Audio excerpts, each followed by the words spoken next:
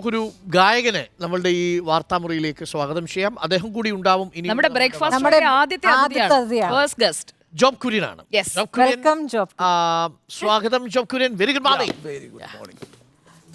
Good morning. Hi Job. Job പൊതുവെ വാർത്തയൊക്കെ കാണാറുണ്ടല്ലോ അല്ലേ? കുറവായിരിക്കും. നിങ്ങളെയൊക്കെ കാണാറുണ്ട്. അത് മ്യൂട്ട് ചെയ്തിട്ടാണോ കാണാറ്? Such a pleasure meeting you. Thank you job. പാട്ടും വാർത്തയും അല്ലേ രണ്ട് അതായത് കൂട്ടിമുട്ടാൻ വലിയ സാധ്യത ഇല്ലാത്ത മേഖലയാണ്. പക്ഷെ ഞങ്ങൾക്ക് ഇവിടെ പാട്ടും ഉണ്ട്, ഡാൻസും ഉണ്ട്, എല്ലാം ഉണ്ട്. വാർത്ത തന്നെ ഒരു എന്റർടൈൻമെന്റ് മാറിക്കൊണ്ടിരിക്കുന്ന ഒരു കാലമാണല്ലോ. പിന്നെ ജീവിതമൊക്കെ സന്തോഷം. എല്ലാം പുതുവർഷം നന്നായി മാറുന്നു. എല്ലാം ഓൾ ഗുഡ്. പോസ്റ്റ് കോവിഡ് ഞങ്ങൾക്ക് ആസ് പെർഫോമേഴ്സ് ആൻഡ് ആർട്ടിസ്റ്റ് നല്ലൊരു 17 വർഷമാവുന്നു അല്ലേ? അതെ, 2007 6 അമൃത സൂപ്പർ സ്റ്റാറിലാണ്. 18 വർഷം. അതെ അതെ. ഈ സൂപ്പർ സ്റ്റാർ ശരിക്കും ആദ്യം ഹിറ്റാക്കുന്ന അമൃതയാണ് അല്ലേ? അതിനുശേഷം ഏഷ്യാനെറ്റിലേക്ക് വരുമ്പോഴാണ് ഐഡിയാസ് ആദ്യമേ ഉണ്ടായിരുന്നു. പക്ഷെ സൂപ്പർ സ്റ്റാറിന് ഒരു നല്ലൊരു റിസപ്ഷൻ ഉണ്ടായിരുന്നു ആ ഷോയ്ക്ക്. പിന്നെ ഐഡിയാസ് എല്ലാ ചാനൽസും പിന്നെ ഫൈനൽ വിൻ ചെയ്യുമ്പോൾ പെർഫോമൻസ് ഓർമ്മയുണ്ടോ? ഓർമ്മയുണ്ട്. അതിലൊരു പോയതിനു ശേഷം തിരിച്ചു അല്ലേ? അങ്ങനെ അല്ലേ? അല്ല, അന്ന് പാടിയതാണോ അതോ അന്ന് പാടി അന്ന് വിൻ ചെയ്യാൻ വേണ്ടി? ഞാൻ റണ്ണറപ്പ് ആയിരുന്നു. അപ്പോൾ ആ അന്നത്തെ പെർഫോമൻസ്, അത് ഏറ്റവും കൂടുതൽ കൈയിടി കിട്ടിയ പെർഫോമൻസ് ജോബിന്റെ മനസ്സിൽ എപ്പോഴും ഉണ്ടാവുമല്ലോ. ജോബിനെ പരിചയപ്പെടുത്തിയൊരു പാട്ട് എന്ന് പറയുമ്പോൾ കൈലാഷ് ഖേർ എന്ന് പറഞ്ഞൊരു ഇൻഡിപെൻഡന്റ് ആർട്ടിസ്റ്റിന്റെ ഒരു പാട്ടാ പാടിയ. തൂനെ ക്യാ കർ ഡാലാ മർ ഗയി മേ മിട്ട് ഗയി മേ हो जी हाँ जी हो गई मैं तेरी दीवानी दीवानी. ഇങ്ങനൊരു പാട്ടാണ് പാടിയത്. അപ്പോൾ നമുക്ക് ജോബ് വാർത്തയും കൂടി പോയതിനു ശേഷം പ്രകടനങ്ങളിലേക്ക് നമുക്ക് വരാമെന്ന് തോന്നുന്നു. ജോബാണോ വാർത്ത വായിക്കുന്നത്, നമ്മളാണോ വാർത്ത? അയ്യോ, ഞാനില്ല. അല്ല, ഈ പാട്ട് പാടുമ്പോ ശരിക്കും പാടിക്കഴിഞ്ഞാൽ എനിക്ക് തോന്നുന്നു സ്മൃതി മാഡത്തിന് മാത്രമേ കുറച്ചെങ്കിലും വൃത്തിയായിട്ട് അത് പാടി എത്തിക്കാൻ പറ്റുള്ളൂ എന്നാണ് ഞാൻ കരുതുന്നത്. ഉണ്ണിസാറ് പാട്ട് എഴുതും, അവിടെ പാടും. പാടല്ലേ? പാടുപെടും. ജോബിന് സന്തോഷമുള്ള ഒരു വാർത്തയിലേക്കാണ് നമ്മൾ പോകാൻ പോകുന്നത്. കലാപൂരത്തിന്റെ വാർത്തയിലേക്കാണ്. ഇന്നിപ്പോ കലോത്സവങ്ങളുടെ വാർത്തയൊക്കെ ശ്രദ്ധിക്കാറുണ്ടായിരുന്നോ ജോബ്? അങ്ങനെ സത്യസന്ധമായിട്ട് പറഞ്ഞാൽ അധികം ഇല്ല. ബട്ട് ഇങ്ങനെ നമുക്ക് എന്നും ആശംസകൾ വരാനുള്ള ഒരു സന്തോഷമുണ്ട്. ഞാൻ യൂത്ത് ഫെസ്റ്റിവലിൽ പങ്കെടുത്തിട്ടുണ്ടെങ്കിലും ഞാൻ അത്രയ്ക്ക് അധികം സജീവമായിരുന്നില്ല. ലളിതഗാനമൊക്കെ തന്നെയായിരുന്നു. പാടിയിരുന്നു, പക്ഷേ അങ്ങനെ ഒരു മെയിൻ കോമ്പറ്റീഷൻ സ്റ്റേറ്റ് ലെവൽ അങ്ങനെയൊന്നും ഞാൻ പോയിട്ടില്ല. സ്കൂളിൽ നിന്നൊക്കെ നല്ല കോമ്പറ്റീഷൻ സ്കൂളിന്റെ അകത്ത് തന്നെ ഉണ്ടായിരുന്നു. അതെനിക്ക് ഫോർ എക്സാമ്പിൾ വിധുചേട്ടനൊക്കെ ഞങ്ങൾ ഒരുമിച്ച് ഉണ്ടായിരുന്ന എന്റെ സീനിയറാണ്. അതെ അതെ ഒത്തിരി. അപ്പോൾ സ്കൂളിൽ തന്നെ ഒരു നല്ല ശരിക്കും ഒരു ഹൈ ലെവൽ കോമ്പറ്റീഷൻ. അതിൽ നിന്ന് പുറത്തു പോയാലേ സ്റ്റേറ്റിലോട്ടോ ഡിസ്ട്രിക്റ്റിലോട്ടൊക്കെ പോകാനൊക്കെ ഉള്ളൂ. പക്ഷേ ജോബ് വളരെ കൃത്യമായി മറ്റൊരു വഴി വെട്ടിത്തെളിച്ച് അല്ലേ ഇപ്പോൾ എൻ്റെ ആഗ്രഹമായിരുന്നു. ഞാൻ സ്വന്തമായി ഇൻഡിപെൻഡൻ്റ് ആയിട്ട് സ്വന്തം പാട്ടുകൾ കമ്പോസ് ചെയ്ത് പറ്റുന്നത് എഴുതി എഴുതുന്നത് എന്നെ ഏങ്ങണ്ടിയൂർ ചന്ദ്രശേഖരൻ ചേട്ടനുമായിട്ട്. അതെ അതെ, അതാണ് എൻ്റെ ഒരു താല്പര്യം. ഇൻഡിപെൻഡന്റ് സിനിമ ഉറപ്പായിട്ടും നമ്മളൊക്കെ എല്ലാവരും സ്വപ്നം കാണുന്നതാണ് സിനിമയിൽ പാടുന്നതും ഒക്കെ. സൈനിക് സ്കൂളാണ് പഠിച്ചത് അല്ലേ? അല്ല, ഭാരതീയ വിദ്യാഭവൻ. ഭാരതീയ വിദ്യാഭവൻ മാത്രമല്ല, പിന്നെ എഞ്ചിനീയറുമാണ്. ക്രൈസ്റ്റ് നഗറിലായിരുന്നു. പിന്നെ അത് കഴിഞ്ഞിട്ട് ഭാരതീയ വിദ്യാഭവൻ, പിന്നെ engineering, Malanad college of engineering. ഞാനൊരു കാര്യം ചോദിക്കട്ടെ, ഇപ്പോൾ ഈ പണ്ട് ഇപ്പോൾ ഒരു സിനിമയിലേക്ക് ഗായകരെത്തി ഒരു 2-3 സിനിമയിൽ കഴിഞ്ഞ് പിന്നെ ചാൻസ് കിട്ടിയില്ലെങ്കിൽ അവരങ്ങ് അസ്തമിച്ചു പോവുകയാണ്. പക്ഷേ ഈ കാലത്ത് അങ്ങനെ ഒരു പ്രശ്നം ഇല്ലാന്ന് തോന്നുന്നു അല്ലേ? സിനിമ ഇല്ലെങ്കിലും നിങ്ങൾക്ക് സ്വന്തമായി ബാൻഡ് വലിയൊരു പ്ലാറ്റ്ഫോം അല്ലേ നമുക്ക്. സത്യം പറഞ്ഞ ഗോഡ് ഫാദേഴ്സിനെ ആവശ്യമില്ലാത്ത ഒരു കാലഘട്ടമാണ്. ആവശ്യമില്ലെന്നല്ല, ഞാനൊരു ഡിസ്റെസ്പെക്റ്റ് ആയിട്ട് പറഞ്ഞല്ല. നമ്മളെ ഹെൽപ്പ് ചെയ്യുന്ന ഒത്തിരി പേര് വഴിയിലുണ്ടാവും, നിമിത്തം എന്നൊക്കെ പറയുന്ന ഒത്തിരി പേര് സപ്പോർട്ട് ചെയ്യുന്നവർ. എന്നാലും നമ്മൾ ഡിപ്പെൻഡൻ്റ് ആവാതെ ഇന്ന് നമ്മുടെ ആർട്ട് എക്സ്പ്രസ് ചെയ്യാനുള്ളൊരു ഒരു സാഹചര്യം ഇന്നുണ്ട്. ഞാൻ തുടങ്ങുന്ന സമയത്ത് അത്ര അങ്ങനെ ഉണ്ടായിരുന്നില്ല. പക്ഷേ അവസരങ്ങളുടെ എണ്ണം കൂടി, അതെ, അവസരങ്ങളുടെ എണ്ണം കൂടി, ടെക്നോളജി കുറച്ചുകൂടി ലിബറലായി. അതെ ഉറപ്പായിട്ടും. ഫേസ്ബുക്ക്, ഇൻസ്റ്റാഗ്രാം, റീൽസ് നമ്മൾ ഈ കാണുന്ന, അപ്പോൾ ടാലന്റ് എക്സ്പോസ്ഡ് ആണെന്ന്.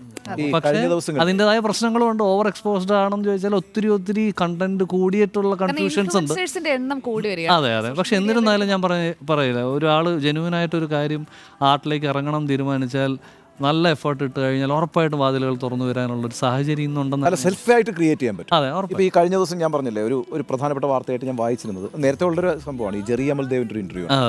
ജെറി അമൽദേവ് വളരെ ഹിറ്റായിട്ടില്ല. ഇപ്പോൾ 1000 കണ്ണുമായി എന്നുള്ള നോക്കതാ ദൂരത്ത് കണ്ണത്തിലേക്ക് പാട്ടൊക്കെ വലിയ ഹിറ്റല്ലേ, മഞ്ഞിലൊഴിഞ്ഞ പൂക്കളുടെ പാട്ട്. പക്ഷേ വളരെ പെട്ടെന്ന് ജെറി അമൽദേവ് ഇൻഡസ്ട്രിയിൽ നിന്ന് പോവുകയാണ്. ഒറ്റ കാര്യമാണ്, അത് യേശുദാസുമായിട്ടുള്ളൊരു അഭിപ്രായ വ്യത്യാസമാണ്. അപ്പോൾ യേശുദാസ് വിചാരിച്ചപ്പോഴത്തേക്കും ഒരാളെ, അങ്ങനെയാണ് അന്നത്തെ ഒരു അലിഗേഷന്. അപ്പം ഇന്ന് അങ്ങനെ ഒരു പ്രശ്നമേ ഇല്ല. ഇന്നിപ്പം ഈ സംഭവമില്ല. ഇപ്പൊ ജോബിൻ്റെതായ ഒരു മ്യൂസിക് വേൾഡ് ക്രിയേറ്റ് ചെയ്യാൻ പറ്റും, അതിന് ഫോളോവേഴ്സിനെ ഉണ്ടാക്കാൻ പറ്റും, നിങ്ങൾക്കും ആളുകളിലേക്ക് റീച്ച് ചെയ്യാൻ പറ്റും. അതാണ് ഈ പറയുന്ന ഇത്രയും പ്ലാറ്റ്ഫോം. അതെ, ഉറപ്പായിട്ടും ആ ഒരു വ്യത്യാസം അത് നിങ്ങൾക്കൊരു ഭയങ്കര സ്ട്രെങ്ത് തരും അല്ലേ? ശരിയാണ്. എന്നിരുന്നാലും കറക്റ്റ് സമയത്ത് ഈ പറഞ്ഞ ഞാൻ പറഞ്ഞില്ല, ഒത്തിരി ആൾക്കാർ നമ്മളെ ഓരോ സാഹചര്യങ്ങളിൽ ചിലപ്പോൾ നല്ല പാട്ടുകളുണ്ട്. ഇപ്പം സിനിമയിൽ പാടിയെന്ന് പറഞ്ഞാലും കാര്യമില്ല. ഇപ്പം പാട്ട് പാടിയെന്ന് പറഞ്ഞില്ല, പക്ഷെ അതിൻ്റെ അത് നല്ല പാട്ടുകൾ നമ്മളിലേക്ക് എത്തുന്ന ഒരു, അതൊക്കെ നമ്മൾ പറയുന്ന ഒരു ദൈവാനുഗ്രഹം, അതൊക്കെ പറയുന്ന ഒരു സാധനം. 17 വർഷത്തെ സിനിമാ ജീവിതത്തിനിടയിൽ ഇപ്പോഴും ക്ലാസിക്കുന്ന ജോബ് തന്നെ സ്വന്തം വർക്ക് എന്റെ ക്ലാസിക്കാണ് ഞാൻ. അല്ല, ജോബ് തന്നെ മനസ്സിൽ. പക്ഷെ നല്ല പാട്ടുകളുടെ ഭാഗമായിട്ടുണ്ട്. അത് ആ കമ്പോസേഴ്സിനാ credit. I always give the composers. അതെ, ആ കമ്പോസർ ക്രിയേറ്റ് അദ്ദേഹത്തിന്റെ വിഷൻ അല്ലെങ്കിൽ അവരുടെ വിഷനാണ് നമ്മൾ ഇംപ്ലിമെന്റ് ചെയ്യാൻ നോക്കുന്നതാണ് ഞാൻ വിശ്വസിക്കുന്നത്. എൻ്റെ സ്ട്രോങ് ബിലീഫ് അത് തന്നെയാണ്. Singers just their instruments to deliver. ഭാവത്തിലാണ് ഏറ്റവും പുതിയത്. ഭാവം എന്ന് പറയുന്നത് എൻ്റെ പാട്ടാണ്, ഞാൻ കമ്പോസ് ചെയ്ത പാട്ടാണ്. അല്ല, ജോബിന്റെ ഈ ആരാന്നേ എന്നുള്ള ഉറുമിയിലെ പാട്ടാണ്. അതാണ് ആദ്യമായിട്ട് എനിക്കൊരു എന്താ പറയുക, നമ്മുടെ ശബ്ദം ഇതാണ് എന്ന് ജനങ്ങൾ തിരിച്ചറിയുന്നു. ഞാൻ കുറച്ചു നേരമായിട്ട് നിങ്ങൾ ഇങ്ങനെ പറഞ്ഞോണ്ടിരിക്കുമ്പോൾ അതിനിടെ കൂടെ ശ്രമിക്കുന്നുണ്ടായിരുന്നു ഭാവം. ആരാന്നേ ഒത്തുപിടിക്കുന്നത് ആരാന്നേ, തീയാടാൻ തിറയാടാൻ മാണിക്കക്കാവിലുറഞ്ഞാടാൻ, ഓനാന്ന് ഏതു പിടിക്കണതോനാന്ന്, നേരാന്നേ കൂട്ടിന് വന്നതവനാന്നേ, മണ്ണാന്ന് പൊന്നു വിളയണ മണ്ണാന്ന്, പോയോരും വന്നോരും ചോര പൊടിച്ചൊരു മണ്ണാന്ന്. രാവിലെ സംഗതികളൊക്കെ എന്നാണ് കരുതുന്നത്. ഈ ജോബിനോട് എനിക്കൊരു പ്രത്യേക വാത്സല്യമുണ്ട്. കുട്ടനാട്ടുകാരനായോണ്ടല്ലേ? നമ്മുടെ ഏറ്റവും കൂടുതൽ സൗമ്യമായ പ്രാദേശികവാദം പറയുന്നത് സൗമ്യമായും സ്ഥിരമായും. അതല്ല, അതിനകത്ത് നിങ്ങൾ ശ്രദ്ധിച്ചോ, ഇപ്പൊ ജോബ് പാടുമ്പോഴൊക്കെ ജോബ് തലയെടുത്ത് ഉയർത്തിയ പാടുക, അതും വളരെ ഹൈ പിച്ചിലുള്ള പാട്ടുകൾ പാടും. ഇത് പൊതുവെ കുട്ടനാടുകാരുടെ ഒരു ശക്തി പാടുന്നതിനകത്ത്. അത് ഈ പാടുന്ന രീതിക്കുണ്ട്. അതൊക്കെ ചിലപ്പോൾ ഒരു പക്ഷേ പാരമ്പര്യമായിട്ട് വരുന്നതായിരിക്കും. അച്ഛനൊക്കെ പാടുവോ? പാടും അല്ലെ? കൈനേരിക്കാർക്ക് പിന്നെ പാട്ടൊക്കെ കൂട്ടത്തിലുള്ളതാ, പാട്ടും താളവും. നമുക്കൊരു ഡിബേറ്റ് നോക്കിയാലോ, ഉണ്ണിസാറും ജോബും കൂടെ? എനിക്ക് പ്രയാസം. അല്ല, കൈനേരിയാണ് പാരൻസ് ഒക്കെ എല്ലാവരും ഉണ്ടായിരുന്നത്. പിന്നെ ട്രിവാൻഡ്രത്ത് ഞാൻ കുട്ടനാടിന്റെ താളം എപ്പോഴെങ്കിലും സ്വാധീനിച്ചിട്ടുണ്ട്? ഉറപ്പായിട്ടും ഉണ്ടല്ലോ. പിന്നെ ഞാൻ നെടുമുടി വേണുങ്ങളായിട്ട് വളരെ അടുപ്പമായിരുന്നു. അദ്ദേഹത്തിൻ്റെ മകനും ഞാനും ആത്മമിത്രങ്ങളാണ്, വീടടുത്താണ്. അപ്പം അദ്ദേഹമായിട്ടുള്ളൊരു ഒത്തിരി ഇൻട്രാക്ഷൻ ഉള്ളതാണ്. ഞാൻ ഭാഗ്യമുള്ള ആളാണ്. ഉറപ്പായിട്ടും വരും.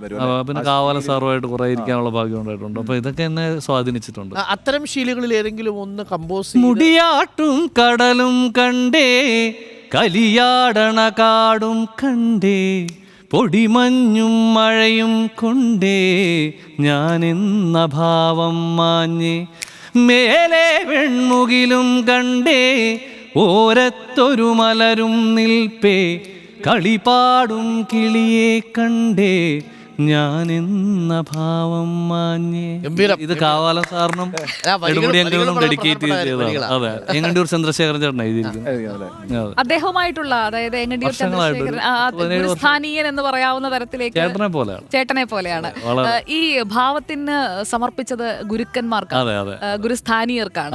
അപ്പോൾ അങ്ങനെ ചേർത്ത് വെക്കുന്ന ജോബിന്റെ ഈ ഒരു യാത്രയിൽ പ്രചോദനമായ കുറച്ച് ആളുകൾ ഉണ്ടാകുമല്ലോ സാധാരണ അഭിമുഖം. ഞാൻ പറയാം, കാവാല സാറ്, എൻ്റെ മാഷ് സുരേന്ദ്രൻ മാഷ്, പെരുമ്പാവൂർ സാറ്, ഒത്തിരി ഗുരുക്കന്മാർ ഇപ്പോൾ നമ്മളെ വിട്ടുപോയ 3 പേരാണ് എന്നെ. അപ്പോൾ ഞാൻ ലിറ്ററലി പറയുന്നത് നമുക്ക് എന്താ പറയുക, എത്ര കഴിവുണ്ടെങ്കിലും എന്തുണ്ടെങ്കിലും നമ്മൾ ചുറ്റും നോക്കിയാൽ നമ്മളെക്കാളും കേമന്മാർ ചുറ്റും തന്നെ ഉണ്ട്. അപ്പോൾ അഹം എന്ന് പറഞ്ഞൊരു സംഭവം എല്ലാവർക്കും വരാൻ സാധ്യതയുള്ളൊരു ഫീലിംഗ് ആണ്. അതിൻ്റെ ആവശ്യമില്ല എന്നുള്ള, പ്രകൃതിയെ നോക്കിയാൽ മതി, നമ്മൾ ആരുമല്ല എന്നുള്ള തിരിച്ചറിവിൻ്റെ ഒരു എൻ്റെതായ ഒരു ഇൻ്റർപ്രിട്ടേഷനാണ്. നമ്മളൊന്നും കൊണ്ടുവരുന്നുമില്ല, ഒന്നും അതെ, കൊണ്ടുപോകുന്നുമില്ല. അപ്പോൾ നമുക്ക് let be grounded and do better. നമുക്ക് എനിക്കൊന്ന് അങ്ങനെ ഒരു ടീം വരുന്ന ഏതെങ്കിലും ഒരു പാട്ടുണ്ടെങ്കിൽ ആ ഒരു പാട്ടോട് കൂടി നമുക്ക് അവസാനം എന്റെ പദയാത്ര അവിടെ നിൽക്കും. ഓക്കെ, ആയിക്കോട്ടെ. അല്ലേ? അതെ, പദയാത്ര ഒരു അവസാനിപ്പിക്കാം.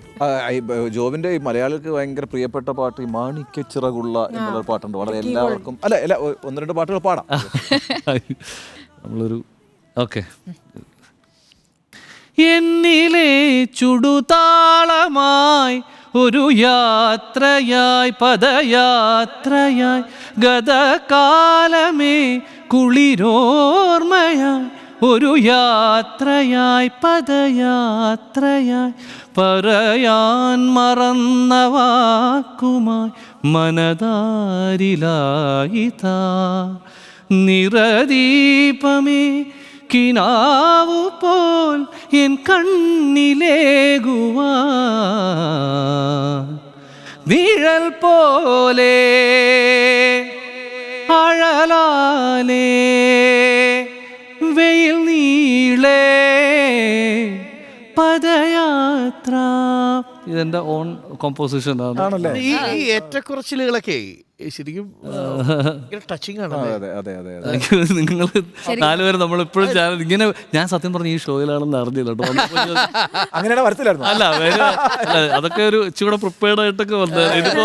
ഇതിന്റെ ആവശ്യമില്ലല്ലോ. Very very good, thank you so much for ജോബിന്റെ ഒരു ലോകത്തെ കാര്യങ്ങളാണല്ലോ ജോബ് പറയുന്നത്. അതെ അതെ. ജോബിന്റെ ഒരു ലോകം എന്ന് പറഞ്ഞപ്പോഴുണ്ടല്ലോ ഉണ്ണി സാറേ, ഈ ജോബ് അല്ല, വേദിയിലെ ജോബ് എന്ന് പറഞ്ഞാലുണ്ടല്ലോ ട്രാൻസ്ഫോർമേഷൻ ആണ്. അത് ലയിച്ച് വിയർത്ത് കുളിച്ചൊക്കെയാണ് അല്ലേ സ്റ്റേജിലൊക്കെ വേറെ ഒരു നമുക്ക് ഇതിപ്പോ എന്തൊക്കെ പറഞ്ഞ ഒരു ഇൻഹിബിഷൻ, ഒരു ടെൻഷൻ. ഞാൻ ടെൻഷന്റെ ആളുമാണ്.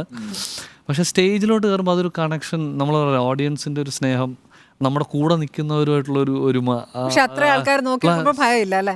അത്ര ഭയം. വേറൊരു ട്രാൻസിലാണ്. ജോബിന്റെ കയ്യിലുണ്ടല്ലോ അല്ലേ?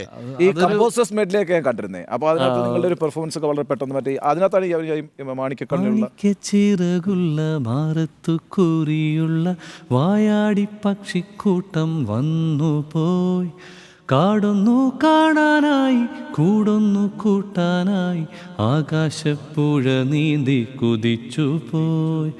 ഏഹേ കണ്ടു മലനീരാ ഓഹോയ് കണ്ടു താഴ്വരാ മാമരം കണ്ടേ ചോല കണ്ടേ ഇലകൾ കണ്ടേ കായ്കളും ഹോയ് തന്തിനത്താനേ താനാനേ തന്തിനത്താനിന്നാനിന്നാനേ. നിങ്ങൾ പാട്ട് ഭയങ്കര ഇടുക്കി ഫീൽ വരുന്നു അല്ലേ? നിങ്ങളങ്ങ് മാറ്റി കേട്ടോ. വിജയേട്ടന്റെ പാട്ടാണ്.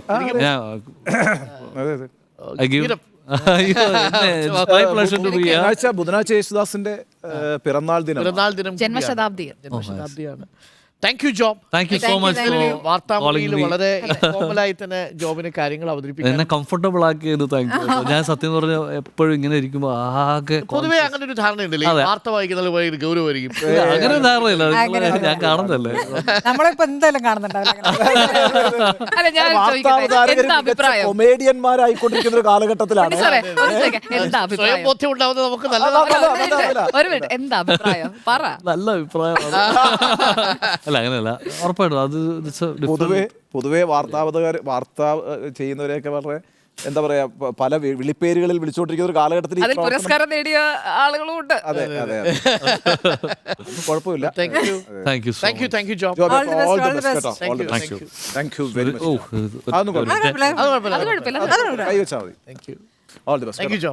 അപ്പൊ ഈ വർഷം ഗംഭീരമാകട്ടെ. ആയിക്കോട്ടെ. Thank you.